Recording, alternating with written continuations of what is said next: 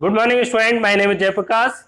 मैं इस चैप्टर की आपको 2 वीडियो करा चुका हूं। अगर आपने वो वीडियो नहीं देखी हैं तो ऊपर आपको एक आई बटन शो हो रहा होगा, आप वहां से उस वीडियो को डाउनलोड कर सकते हो। आज के हम इस वीडियो में कुछ टॉपिक्स को डिस्कस करने जा रहे हैं। वो टॉपिक क्या क्या रहेंगे वो मैंने यहाँ पर लिख रखा है, मैं बता दे रहा हूँ। पहला हम पढ़ेंगे what is the importance of universal law. मैंने आपको यूनिवर्सल लॉ पढ़ा दिया है। आज मैं इस वीडियो में आपको उसकी इंपॉर्टेंस बताने जा रहा हूं, कैसे वो हमारे लिए इंपॉर्टेंट है उसका आज आपको पता चलेगा। What is free fall, free fall हम किसको बोलते हैं, क्या है ये फ्री फॉल, आज आपको ये भी जानने को मिलेगा इस वीडियो में। What is the acceleration due to gravity, acceleration due to gravity क्या है ये आज के वीडियो में आप जान लोगे। How to calculate the value of acceleration due to gravity, और इस एसिलेशन ऑफ ग्रेविटी जिसको हम स्मॉल जी से रिप्रेजेंट करते हैं, आज उसको कैसे हम कैलकुलेट करते हैं, उसकी वैल्यू कैसे फाइंड करेंगे वो आपको जानने को मिलेगा। And last, what is the change in equation of motion. आपको मैं मोशन चैप्टर में मोशन की 3 इक्वेशन बता चुका हूं जो कि कांस्टेंट एसिलेशन के लिए, यूनिफॉर्म एसिलेशन के लिए अप्लाई होती थी, लेकिन जब उसमें एसिलेशन ड्यू टू ग्रेविटी आ जाएगा तो उसकी वजह से उन फॉर्मूलों में जो मोशन के जो 3 इक्वेशन थी उनमें क्या चेंज आएगा, आज मैं आपको इस वीडियो में डिस्कस करूंगा, जिसके बाद आप इससे जुड़े हुए न्यूमेरिकल इजी वे में सॉल्व कर पाओगे। ओके, तो लेट अस स्टार्ट 1 बाय 1। मैं आपको ये टॉपिक डिस्कस कर रहा हूं। अब हम importance of universal law of gravitation पढ़ने जा रहे हैं। यूनिवर्सल लॉ की क्या इंपॉर्टेंस है हमारे जीवन में, तो उसके कुछ पॉइंट्स मैंने यहां पर लिख रखे हैं। ये वो पॉइंट्स हैं जो बताते हैं हमें कि हमारा यूनिवर्सल लॉ कितना ज्यादा यूजफुल है और कहां कहां पर हमारा यूज होता है, कैसे ये हमारे लिए इंपॉर्टेंस है। तो 1 बाय 1 हम देखेंगे। The force that binds us to the earth, earth पर जिस फोर्स की वजह से हम बाइंड हैं, हम सभी अर्थ पर रहते हैं। और आपको पता होना चाहिए, पहला पॉइंट को मैं यहां डिस्क्राइब कर रहा हूं, ये हमारा अर्थ है, ये हमारा क्या है, अर्थ। क्या हम लोग अर्थ के अंदर रहते हैं? नो, हम सभी कहां पर रहते हैं, ये हमारी अर्थ की सरफेस है, surface of earth, surface of अर्थ। इसी अर्थ की सरफेस पर जितने भी मेंबर्स हैं वो कहां पर रहते हैं, इस सरफेस पर। ओके, ये हमारे मेंबर्स हैं जो कहां पर रहते हैं, अर्थ की सरफेस पर। कोई भी अर्थ के अंदर नहीं रहता है, सेंटर में नहीं रहता है, ना इसके अराउंड इनसाइड रहता है। कहां पर रहते हैं, सरफेस पर, अर्थ की सरफेस पर रहते हैं।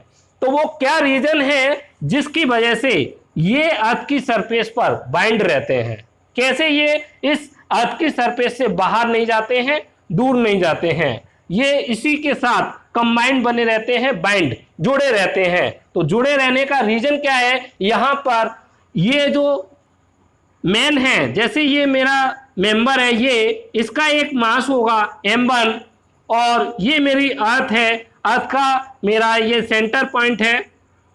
जैसे मैं यहां पर कुछ सर्कल के फॉर्म में ले लेता हूं इनको, ये मेरा एक ऑब्जेक्ट है या बॉडी है जो इस सरफेस पर, इस सरफेस पर, अर्थ की सरफेस पर है। इसका मास मैं m1 मान लेता हूं, और इस अर्थ का मास हमारा m है, तो इसका सेंटर मास, अर्थ का सेंटर क्या है हमारा, ये C1, और इसका सेंटर हमारा C2 होगा। आपको पता है जो भी 2 बॉडी जिनके पास मास होता है वो एक दूसरे को अट्रैक्ट करती हैं, एक दूसरे को अट्रैक्ट करती हैं। पता है 2 बॉडी हमेशा क्या करेंगी, अट्रैक्शन होगा इनके बीच में। इस अट्रैक्शन की वजह से ये जो ऑब्जेक्ट है इस अर्थ की सरफेस पर बाइंड रहता है। बाइंड रहने के पीछे क्या है, इस ऑब्जेक्ट, इसका मास और इस अर्थ का मास, इन दोनों के बीच में एक अट्रैक्शन फोर्स वर्क कर रहा है, अट्रैक्शन फोर्स वर्क कर रहा है। इस फोर्स की वजह से ये जो ऑब्जेक्ट है इस अर्थ की सरफेस पर, अर्थ की सरफेस पर क्या रहता है, बाइंड रहता है। बाइंड रहता है किस लिए, due to gravitational force, gravitational force. F G. इस फोर्स की वजह से जो इन ऑब्जेक्ट और अर्थ के सेंटर के बीच में जो अट्रैक्शन फोर्स है, या कह सकते हैं अर्थ इस ऑब्जेक्ट को अपने ओर खींचने की कोशिश कर रही है, किस फोर्स की वजह से? इस अट्रैक्शन फोर्स की वजह से। और वो फोर्स क्या है? ये ग्रेविटेशनल फोर्स, जो हमें यूनिवर्सल लॉ से मिलता है, एफ जी बराबर जी m1 m2 by R square, जहां पर ये r क्या है? दोनों ऑब्जेक्ट के सेंटर से सेंटर के बीच की डिस्टेंस होती है। ये इसका सेंटर है और ये इसका सेंटर है, तो ये हमारी डिस्टेंस r ये होगी यहां पर। Okay, clear? तो ये आपका फर्स्ट पॉइंट यहां पर कंप्लीट होता है। हम अर्थ पर किस वजह से बाइंड रहते हैं? अर्थ की सरफेस पर हम अर्थ की सरफेस से दूर नहीं जाते हैं। उसका रीजन क्या है? हम पर एक फोर्स अप्लाई करती है अर्थ, कौन सा? Gravitational force. उस फोर्स की वजह से हम अर्थ की सरफेस पर बाइंड रहते हैं। ओके, अब हम सेकंड पॉइंट यहां पर डिस्कस करने की कोशिश करेंगे। तो सेकंड पॉइंट क्या है? The motion of moon around the earth. आप सभी को पता है जो मून है, मून चंदा मामा, तो वो क्या करता है? हमारा अर्थ के चारों ओर क्या करता है? चक्कर लगाता है। ओके, अर्थ के चारों ओर राउंड करता है, घूमता है। ओके, मोशन करता है। तो वो मोशन हमारा किस वजह से हो रहा है? What is the reason behind moon हमारा मोशन कर रहा है अर्थ के अराउंड, चारों ओर क्यों घूम रहा है? क्या रीजन है? तो उसके पीछे भी रीजन कुछ और नहीं है, इसके पीछे भी हमारा एक ही रीजन है, ग्रेविटेशनल फोर्स। Gravitational force. यहां पर मैं आपको एक पॉइंट और क्लियर कराऊंगा। What is centripetal force? मैं आपको यहां पर एक नए टर्म से इंट्रोड्यूस करा रहा हूं, सेंट्रीपिटल फोर्स। सेंट्रीपिटल फोर्स क्या है? कोई भी ऑब्जेक्ट सर्कल में मूव कर रहा है, तो सर्कल में मूव करने के पीछे क्या रीजन है? उस पर एक सेंट्रीपिटल फोर्स लगता है। कोई भी ऑब्जेक्ट हमारा सर्कल में तभी मूव करेगा जब उस पर एक सेंट्रीपिटल फोर्स वर्क कर रहा होगा। यही वो फोर्स है, सेंट्रीपिटल फोर्स, जो एक ऑब्जेक्ट को सर्कुलर पाथ में रोटेट कराने के लिए रेस्पॉन्सिबल है। तो it is a force that are responsible to the circular motion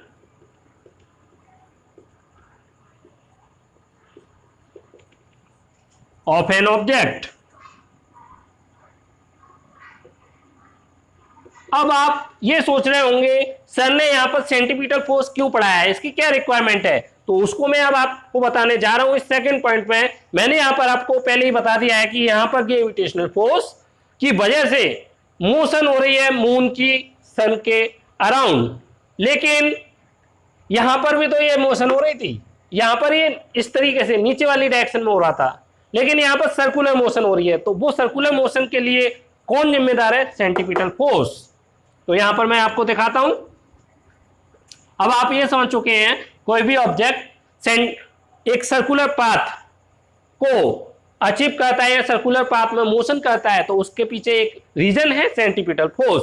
और आपको ये और याद रखना है, ये सेंट्रीपिटल फोर्स सेंटर की ओर, टुवर्ड द सेंटर, इसकी डायरेक्शन कहां पर होती है? सेंटर वाली डायरेक्शन में, बॉडी के सेंटर की तरफ ये वर्क करता है। ओके, तो ये पॉइंट आप याद रख लेना। ओके, तो अब आपको क्या दिखाना है? ये मेरा अर्थ है और ये मेरा मून है। मून मेरा ये इस तरीके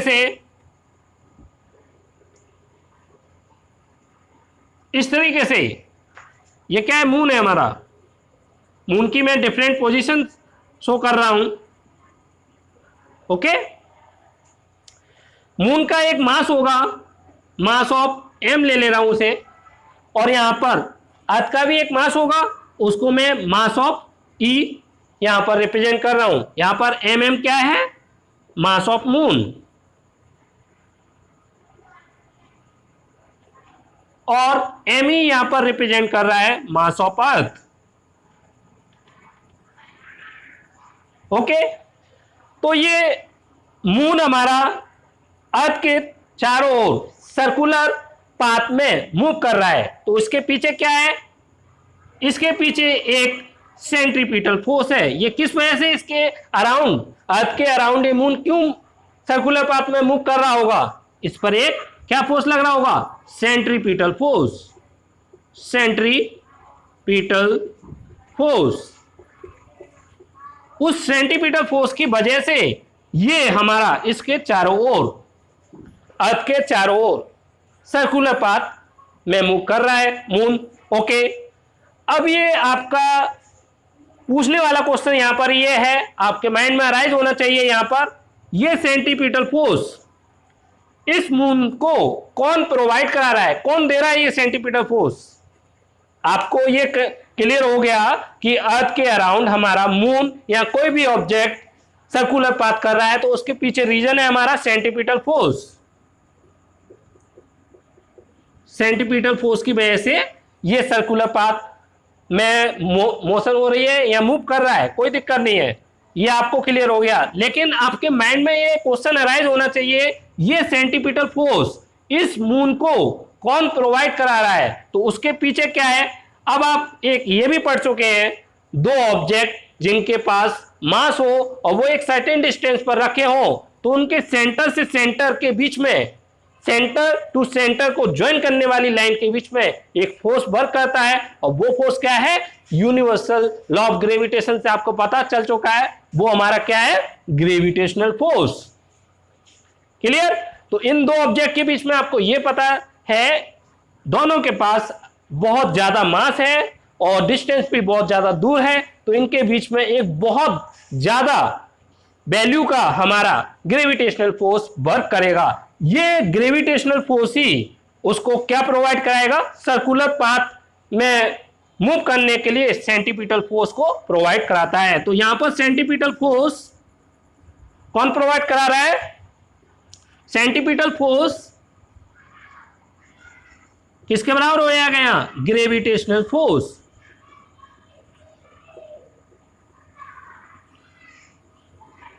ओके, तो एक लाइन यहां पर मैं लिख देता हूं,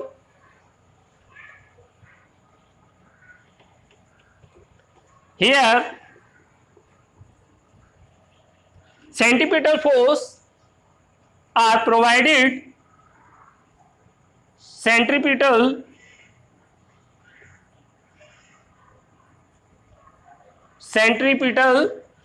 force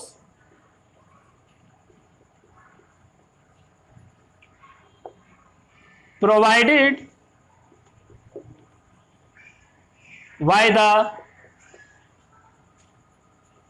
gravitational force, gravitational force. तो अब आपको पता चल चुका है, मून सन के अराउंड, मून हमारा अर्थ के अराउंड सर्कुलर पाथ में मूव कर रहा है ड्यू टू सेंट्रीपिटल फोर्स, और मून और अर्थ के बीच में एक फोर्स ऑफ अट्रैक्शन वर्क कर रहा है सेंटर टू सेंटर। वो क्या प्रोवाइड करा रहा है इसको, ये सर्कुलर पाथ में मूव कराने के लिए सेंट्रीपिटल फोर्स प्रोवाइड करा रहा है। तो ग्रेविटेशनल फोर्स ही वो मेन कॉन्सेप्ट है या मेन हमारा टर्म्स है जो यहां पर सेंट्रीपिटल फोर्स प्रोवाइड करा रहा है मून को, जिससे कि वो अर्थ के चारों ओर, अर्थ के अराउंड सर्कुलर पाथ में मूव करे। ओके, तो यहां से आपको ये कॉन्सेप्ट क्लियर हो गया। अब चलते हैं नेक्स्ट। अब हम नेक्स्ट पॉइंट को पढ़ने की कोशिश करेंगे, और यहां पर आप समझने की कोशिश करना। ये हमारा सन है, यहां पर क्या कह रहा है, motion of planet around the sun. ये भी सिमिलर कुछ इसी तरीके का है, यहां पर मैं इसको समझाने की कोशिश करता हूं। जितने भी प्लेनेट हैं आपको पता है सन के चारों ओर क्या कहते हैं, सर्कुलर पाथ कहते हैं। तो मैं यहां पर ये जैसे ये मेरा एक ये कुछ प्लेनेट हैं, प्लेनेट 1, प्लेनेट 2, ये क्या कर रहे हैं, हमारे सर्कुलर पाथ में मूव कर रहे हैं। आपको पता है सर्कुलर पाथ में मूव करते हैं। अब इनके बीच में इसका भी मास है m1 और सन का भी मास है m2। इन मास की वजह से इनके सेंटर टू सेंटर एक क्या वर्क कर रहा होगा, force of attraction, force of attraction जो क्या है, gravitational force.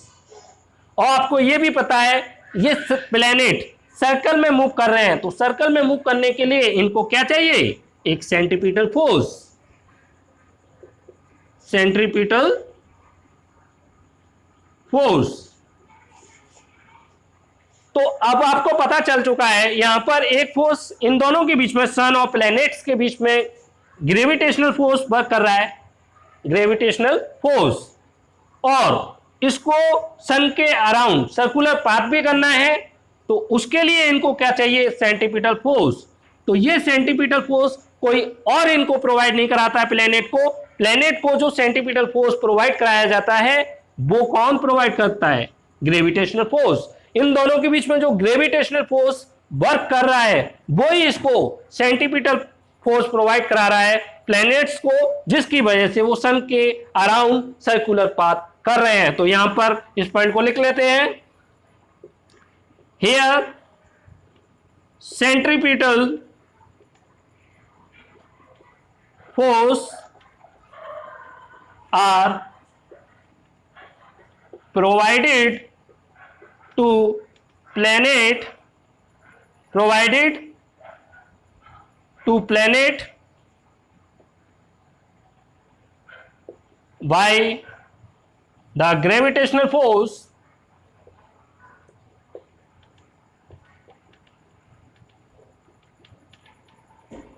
that act between sun and planet। Okay तो सन और प्लेनेट के बीच में जो ग्रेविटेशनल फोर्स वर्क कर रहा है वही इसको क्या प्रोवाइड करा दे रहा है, सेंट्रीपिटल फोर्स। ये ग्रेविटेशनल फोर्स ही यहां पर किसका काम कर रहा है, सेंट्रीपिटल फोर्स का। और इसी वजह से ये इसके चारों ओर सर्कल में मूव भी कर रहा है और साथ में इससे अटैच भी है, जुड़ा भी हुआ है। मतलब ये एक दूसरे से बाइंड है, ऐसा नहीं है वो निकल जा रहा है यहां से, अपने पाथ में ही घूम रहा है वो। तो बाइंड किस वजह से, वो ग्रेविटेशनल फोर्स की वजह से। ओके लास्ट पॉइंट इसका, tides due to the moon and sun. Okay तो लास्ट पॉइंट को आपने देखा होगा, समुद्र में आपने बड़ी बड़ी लहरें ज्वार देखे होंगे जिनको हम टाइड्स बोलते हैं। तो वो टाइड्स हमारे आपने दो तरीके के देखे होंगे, एक low tide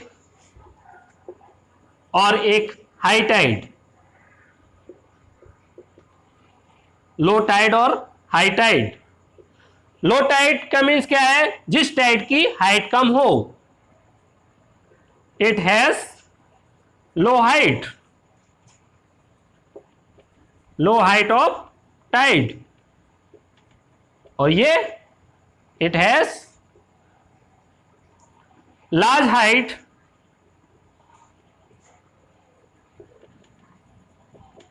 of tide. Okay तो ये टाइड्स का बनने के पीछे रीजन भी कोई और नहीं है, इनके पीछे भी क्या है, gravitational force. Gravitational force are response, यहां पे मैं लिख देता हूं, gravitational force are responsible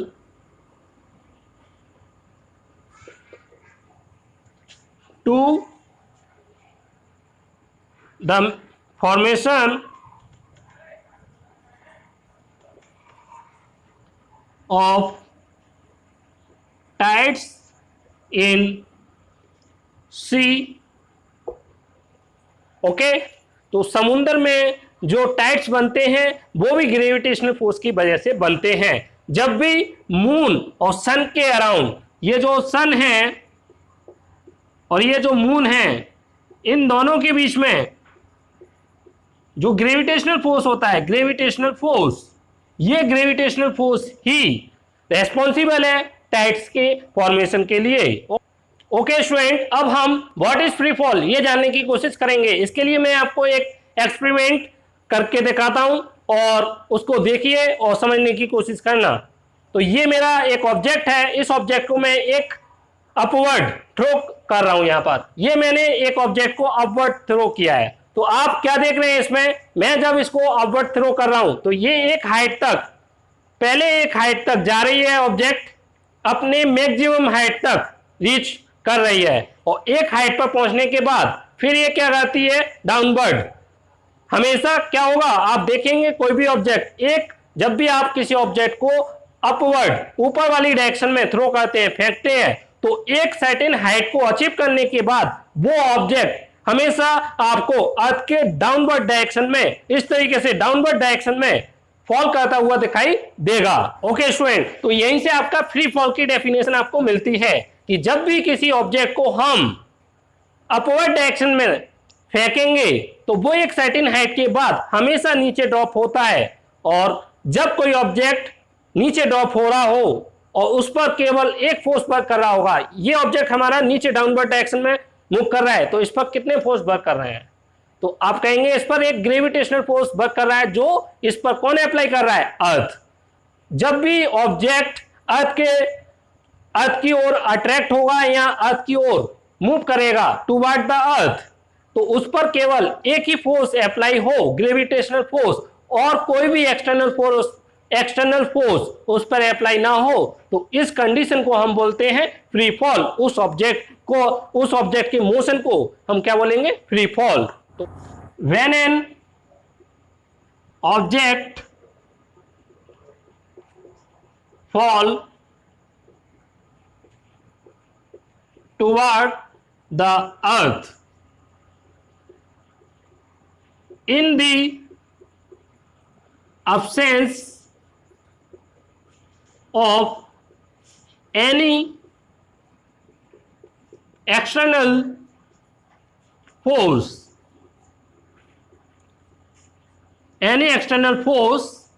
like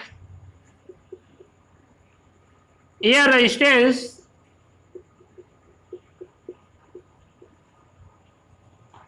and only a force, that is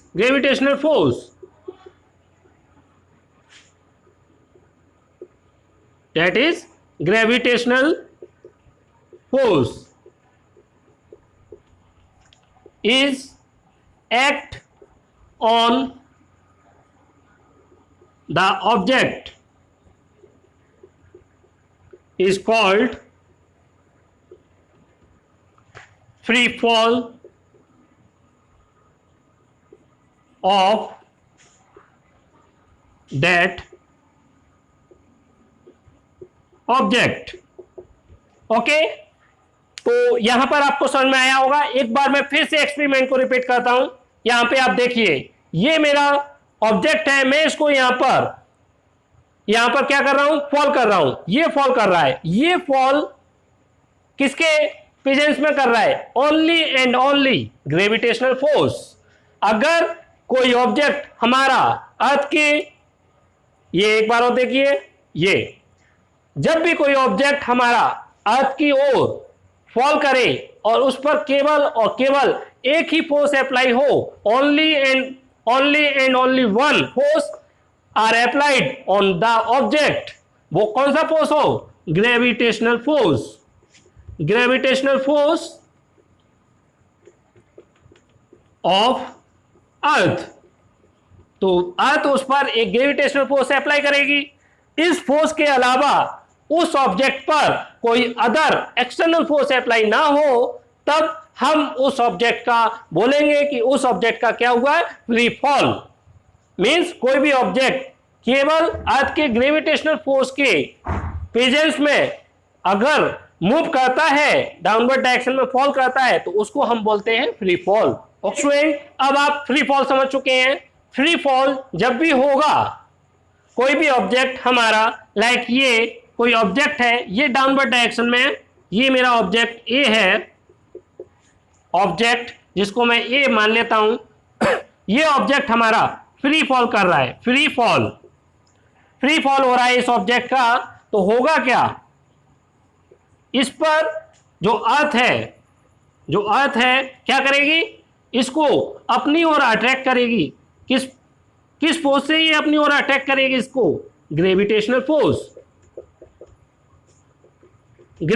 force की मदद से या ग्रेविटेशनल फोर्स की वजह से ये इस ऑब्जेक्ट को अपनी ओर अट्रैक्ट करने की कोशिश करेगी। ओके, तो ये ऑब्जेक्ट हमारा इस तरीके से मूव कर रहा है। इस ऑब्जेक्ट की डायरेक्शन, मोशन की डायरेक्शन चेंज नहीं हो रही है। ये ऑब्जेक्ट मेरा ऐसे मूव कर रहा है नीचे, और इसी लाइन में हमारा मूव करेगा ये ऑब्जेक्ट, लेकिन इस ग्रेविटेशनल फोर्स की वजह से इसकी जो क्या है, वेलोसिटी में चेंज आएगा। वेलोसिटी हमारी क्या हो जाएगी, चेंज हो जाएगी। और किस वजह से, ड्यू टू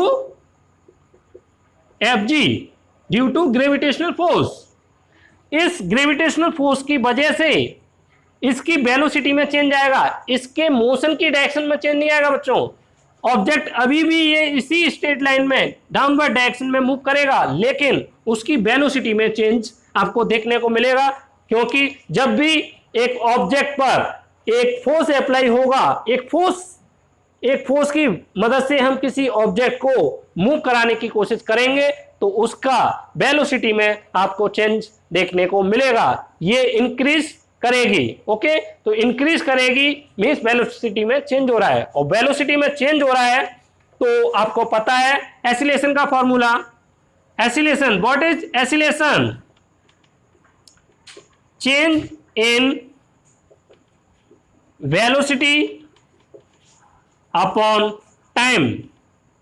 एक टाइम में अगर हमारी किसी टाइम ड्यूरेशन में वेलोसिटी में चेंज हो जाता है तो उसको हम एसिलेशन बोलते हैं। ओके, तो मींस क्या है, जब भी एक बॉडी का फ्री फॉल होता है, जब भी एक बॉडी या ऑब्जेक्ट का लाइक दिस, इस बॉडी का मेरा फ्री फॉल हो रहा है, तो इस पर एक ग्रेविटेशनल फोर्स वर्क करेगा। उस ग्रेविटेशनल फोर्स की वजह से इसकी वेलोसिटी में चेंज आएगा, वेलोसिटी चेंज होगी, और इस वेलोसिटी के चेंज होने की वजह से इस ऑब्जेक्ट में क्या आएगा, एसिलेशन पैदा हो जाएगा, एसिलेशन हमारा क्रिएट होगा।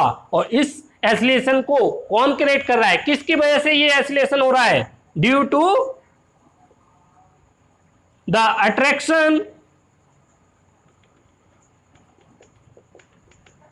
Force of gravitational of earth. Okay,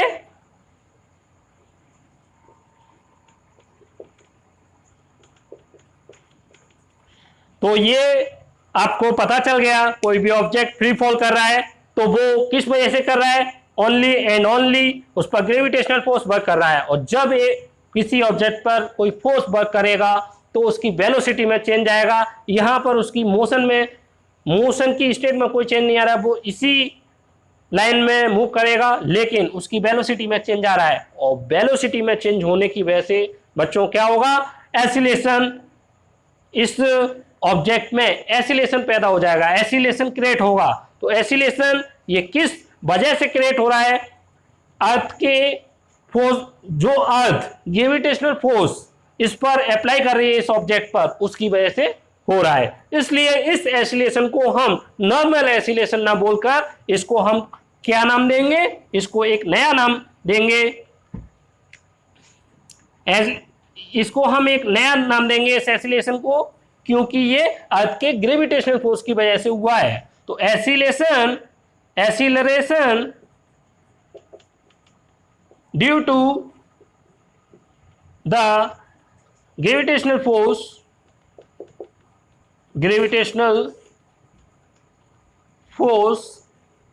of earth. या तो आप इसको इस नाम से बुलाओगे, क्या बुलाओगे? Acceleration due to the gravitational force of earth. Earth के ग्रेविटेशनल फोर्स की वजह से ये जनरेट हुआ है, इसलिए हम acceleration due to gravitational force of earth इसको इस नाम से बुलाएंगे। अदरवाइज इसका एक नाम और रखा गया, उसको हम क्या बोलते हैं? एक्सीलरेशन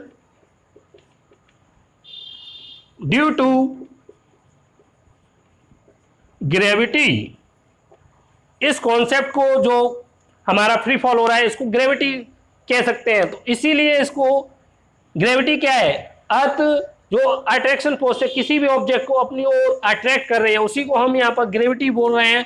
तो हम इसको एसिलेशन ड्यू टू ग्रेविटी या फिर acceleration due to the gravitational force of earth कह सकते हैं। ओके, इसका इन्होंने एक नोटेशन दिया, सिंबल दिया, उस सिंबल का क्या बोलते हैं हम उसको? इसका एक सिंबल दिया, उस सिंबल का ये स्मॉल जी, इसी स्मॉल जी को क्या बोलते हैं? Acceleration due to gravity. अब मैं इस स्मॉल जी की वैल्यू कैसे हम फाइंड कर सकते हैं और क्या इसका फॉर्मूला होगा, यहां पर इसी से आपको बताना चाहूंगा। ये मेरा एक ऑब्जेक्ट था, ऑब्जेक्ट ए, इसका फ्री फॉल हुआ, फ्री फॉल। और कौन कर रहा है ये? किसकी वजह से ये फ्री फॉल हो रहा है और कौन इसको अटैक कर रहा है? अर्थ। और क्या अप्लाई कर रही है? अर्थ इसको अपनी ओर अट्रैक्ट कर रही है, किसकी मदद से? Gravitational force. इस पर एक ग्रेविटेशनल फोर्स अप्लाई कर रही है। ओके, तो यहां से हम क्या कह सकते हैं? यहां इसका मास है हमारा m, इसका मास है कैपिटल M। ओके, तो यहां से फोर्स बराबर क्या हो जाएगा? m mass into acceleration, mass into acceleration. अब यहां पर एसिलेशन हमारा सिंपल वाला नहीं होगा, क्यों? क्योंकि अर्थ की वजह से ये एसिलेशन क्रिएट हुआ है। तो यहां पर इसको हम क्या लिख सकते हैं? एसिलेशन ड्यू टू ग्रेविटी, ये लिख सकते हैं। और यहां से फॉर्मूला बनेगा m इंटू जी। ओके, इस पे एसिलेशन किसका हुआ है? इस ऑब्जेक्ट का, स्मॉल m का। ओके, और ये जो फोर्स है, ये फोर्स कोई और फोर्स नहीं है, ये वाला ग्रेविटेशनल फोर्स है यहां पर। और ग्रेविटेशनल फोर्स की वैल्यू आप यूनिवर्सल लॉ से आप पढ़ चुके हैं पहले ही, तो वो मैं लिख देता हूं यहां पर। एफ जी की वैल्यू आपको पता है क्या होती है? जी m1 m2 upon are square, ये होता था। लेकिन यहां पर क्या है? एफ जी, यहां पर फॉर्मूला क्रिएट करते हैं हम। एफ जी, जी ग्रेविटेशनल कांस्टेंट, m1 ऑब्जेक्ट का मास कितना है? m, m2 ये मैं अर्थ को मान लेता हूं, ये अर्थ, और ये मैं ऑब्जेक्ट के लिए ऑब्जेक्ट मान लेता हूं। तो ऑब्जेक्ट का मास हमने यहां पर m रख दिया और अर्थ का मास क्या है? Capital M। और डिस्टेंस क्या है इनके बीच की? r मान लेता हूं यहां से डिस्टेंस इनकी r है, सेंटर टू सेंटर डिस्टेंस हमारी स्मॉल r है। तो उसकी वजह से हमारा फॉर्मूला ये बनता है। इस फॉर्मूले की वैल्यू को मैं यहां पर प्लेस करूंगा तो क्या होगा?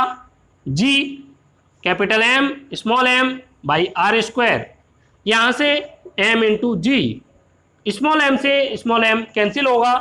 और यहां से g का आपको एक बहुत ही खूबसूरत फॉर्मूला देखने को मिलेगा। और क्या है वो formula?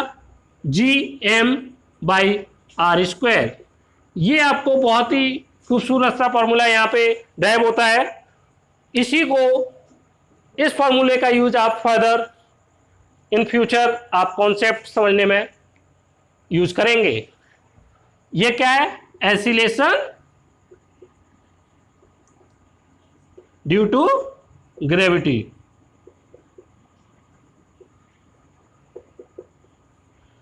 Where G gravitational constant.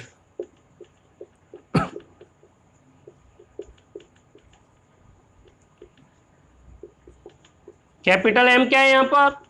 Mass of earth and R the distance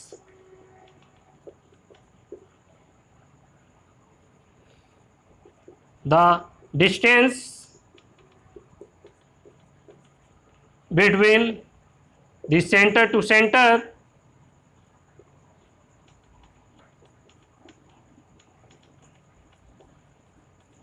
of object and earth। Okay, तो ये डिस्टेंस कहां से कहां तक की है? इस ऑब्जेक्ट के सेंटर से अर्थ के सेंटर से, इसके सेंटर और इसके सेंटर के बीच की जो डिस्टेंस है उसको हम स्मॉल आर या कहीं कहीं पर आपको स्मॉल डी देखने को मिलेगा यहां पर लिखा हुआ। ओके, तो ये आपको फॉर्मूला पता चल चुका है। अब मैं इस स्मॉल जी की क्या वैल्यू होगी वो वैल्यू फाइंड करना आपको यहां पर बताने जा रहा हूं। ओके स्टूडेंट, अब मैं आपको यहां पर वैल्यू ऑफ स्मॉल जी कैसे फाइंड करेंगे वो बताने जा रहा हूं। उससे पहले मैं यहां पर एक पॉइंट और आपको क्लियर कराने चाहूंगा। तो यहां पर ये आर हमारी क्या है? ऑब्जेक्ट और अर्थ के सेंटर से सेंटर के बीच की डिस्टेंस है। लेकिन अगर एक केस हमारा ये भी हो सकता है, ये मेरी अर्थ है और ऑब्जेक्ट मेरा बहुत ज्यादा क्लोज या कहें सरफेस पर रखा हुआ है। चलो यहां पर मान लेता हूं मैं, ये अर्थ की सरफेस के जस्ट क्लोज रखा हुआ है। ये जो ऑब्जेक्ट है मेरा, वो ऑब्जेक्ट अर्थ की सरफेस पर या अर्थ की सरफेस के बहुत ज्यादा क्लोज रखा हुआ है। ओके तो यहां से इसके सेंटर से सेंटर के बीच की डिस्टेंस क्या हो जाएगी?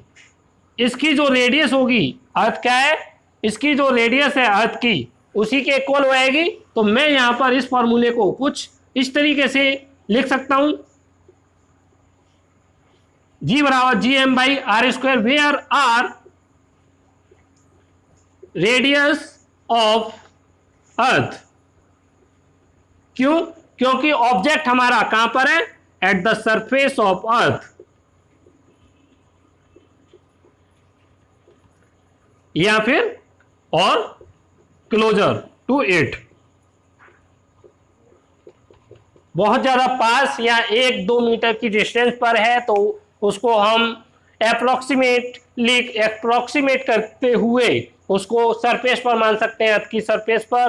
तो उस टाइम पर ये जो डिस्टेंस होगी ऑब्जेक्ट के सेंटर से और अर्थ के सेंटर के बीच की, तो वो किसके इक्वल हो जाएगी? रेडियस ऑफ अर्थ। तो ये फॉर्मूला हमारा तभी वैलिड होगा, कब वैलिड होगा? एट द सरफेस ऑफ अर्थ, जब ऑब्जेक्ट हमारा कहां पर प्लेस होगा? It is valid when object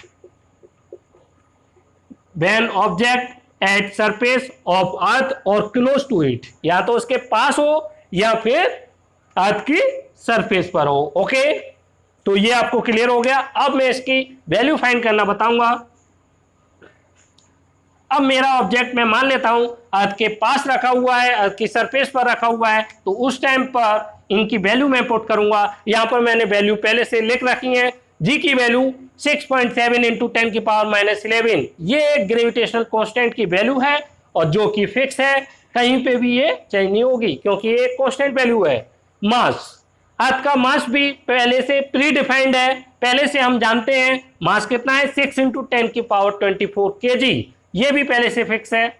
और रेडियस, ये क्या है? रेडियस ऑफ अर्थ, अर्थ की जो रेडियस है वो भी पहले से फिक्स है और कई बार मेजर करी जा चुकी है और इसकी भी वैल्यू 6.4 इंटू 10 की पावर 6 पहले से फिक्स है। इन वैल्यू को मैं यहाँ पर पुट करूंगा, 6.7 इंटू 10 की पावर -11, मैं यहाँ पर कैपिटल जी की वैल्यू पुट कर चुका हूं।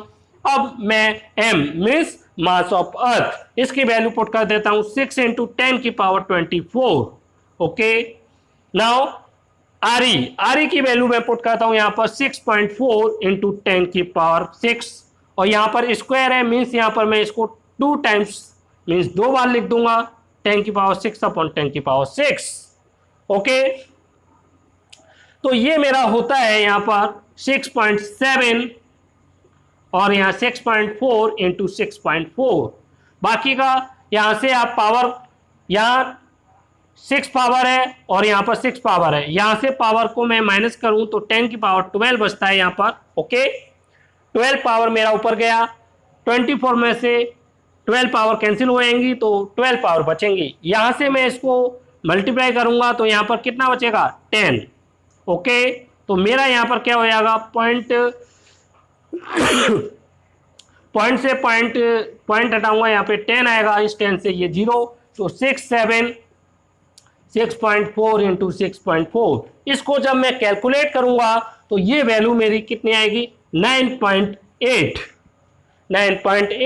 और ये क्या है, एक एसिलेशन है, ये क्या है एसिलेशन, और एसिलेशन की जो मैं आपको यूनिट पहले से बता चुका हूं मीटर पर सेकेंड स्क्वायर। ये आपकी वैल्यू आएगी स्मॉल जी की यहां से। ओके, तो यहां से आपको वैल्यू निकालना भी आ गया, कैसे हम वैल्यू फाइंड कर सकते हैं स्मॉल जी की। अब मैं आपको लास्ट पॉइंट इसमें कवर कराने जा रहा हूं, क्या है वो, मोशन की आपको 3 इक्वेशंस बताई गई हैं, वो आपका किस एसिलेशन के लिए थी, यूनिफॉर्म एसिलेशन। अब यहां पर एसिलेशन तो है और यूनिफॉर्म भी है, लेकिन ये ग्रेविटी की वजह से है, तो उसमें कुछ चेंजेस आपको करने होंगे, तब जाकर वो यहाँ पर वैलिड होंगे। तो उसके लिए मैं आपको यहाँ पर समझाने जा रहा हूँ उनको। ओके स्टूडेंट, अब हम यहाँ पर मोशन की इक्वेशंस को चेंज करने की कोशिश करेंगे। यहाँ पर मैं चेंजेस आपको बता रहा हूँ, पहले फॉर्मूले लिख लेते हैं। बी बराबर you plus A T, first equation है ये हमारी। सेकेंड इक्वेशन क्या है, एस बराबर U T plus half A T square. Okay, और थर्ड इक्वेशन थी बी स्क्वायर बराबर यू स्क्वायर प्लस 2as, ये हमारी थर्ड इक्वेशन थी। ओके, अब यहां पर आपको क्या चेंज करना होगा, यहां पर एसिलेशन जो है यूनिफॉर्म एसिलेशन था, यूनिफॉर्म एसिलेशन। अब यहां पर ये एसिलेशन चेंज हो चुका है, चेंज होकर किस में कन्वर्ट हो चुका है, ये g, acceleration due to gravity. Acceleration due to gravity. Okay, ये आपको क्लियर पता है। अब आपको बस ये यहां पर फॉर्मूला क्या होगा, तो फॉर्मूले में यहां पर आप ए कैंसिल करोगे और इनके प्लेस पर क्या कर दोगे, बी बराबर यू, जहां पर आपको ये दिखाई दे रहा है वहां पर आप जी पुट करेंगे, जी टी। ओके, ये इक्वेशन हो जाएगी। सेकेंड वाली क्या हो जाएगी, एस बराबर G T plus half G T square, ये सेकेंड हो जाएगी आपकी। एंड थर्ड बी स्क्वायर बराबर यू स्क्वायर प्लस 2GS, ये आपकी थर्ड इक्वेशन हो जाएगी। अब आपको एक बात का और याद रखना है, कब आप जी की वैल्यू पॉजिटिव लोगे और कब आप वैल्यू नेगेटिव लोगे। तो इस पॉजिटिव और नेगेटिव वैल्यू को मैं यहां पर डिस्क्राइब करने की कोशिश करूंगा। तो जब भी मेरा ऑब्जेक्ट नीचे से ऊपर वाली डायरेक्शन में, जब भी मेरा एक ऑब्जेक्ट नीचे से डाउनवर्ड से किधर अपवर्ड डायरेक्शन में थ्रो किया जाए, अपवर्ड थ्रो होगा, व्हेन एन ऑब्जेक्ट थ्रो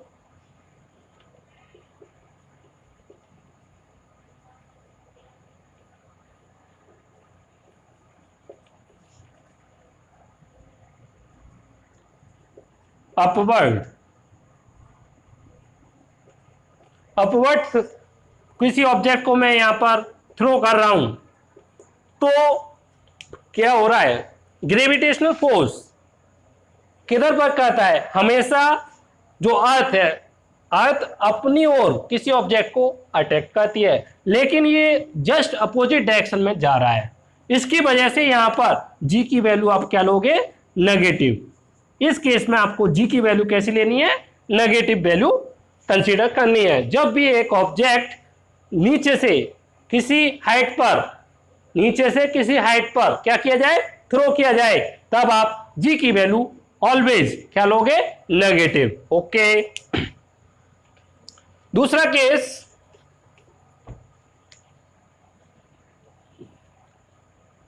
ये मेरा ऑब्जेक्ट हो गया। व्हेन ऑब्जेक्ट फॉल टूवर्ड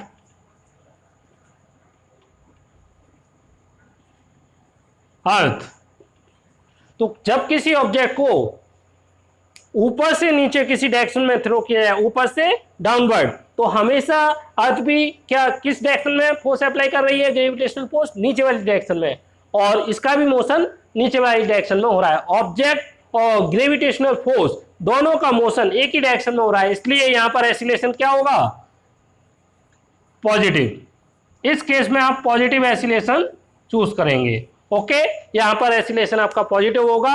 और जब ग्रेविटेशनल फोर्स हमेशा नीचे पर करता है, उसके अपोजिट हमारा ऑब्जेक्ट मींस अपवर्ड डायरेक्शन में थ्रो किया जाएगा किसी ऑब्जेक्ट को, तब आप वहां पर क्या लोगे, नेगेटिव एसिलेशन। तो अब आपको पता चल गया, जी हम पॉजिटिव लेंगे, पॉजिटिव व्हेन ऑब्जेक्ट